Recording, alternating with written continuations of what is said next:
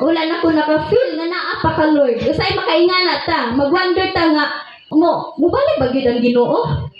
Tinuod ba gyud nga mubalik ang Ginoo? Tinuod ba gyud Lord nga imo kong i-prosper?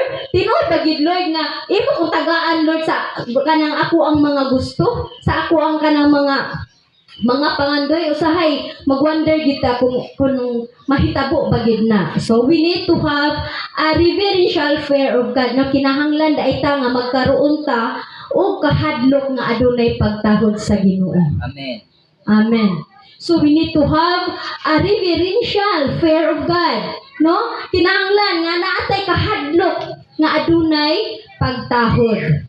So, he thought instead of obeying. So, nag-isip siya, imbis nga, musunod sa atong buhay nga Diyos. So, kanang, nagbuot na lang gid siya, o kanang himo, o kanang plano, si Saul, nga kanaganing, nakapasok na hinoon sa Ginoo. Ang plano nga, matod niya, nga kanaganing, murag, giya na nagipakatakos ang iyahang kaugalingon, aron nga kanaganing makapangayo na siya og ganang tapang ato ni Lord kay mama na sa una maghalad ka, halad sunugon, mga pinatambok nga karnero, pinatambok nga baka, ug mangayo ka og ganang giya sa Ginoo or mangayo ka og kanang kadaugan kay sa una sa magira-gira man to sa una ilog-ilog ug mga lugar.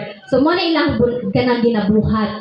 No mo na nga wala siya kapaabot ni Samuel nga moabot si Samuel aron magkanang maghalad sa sunugon.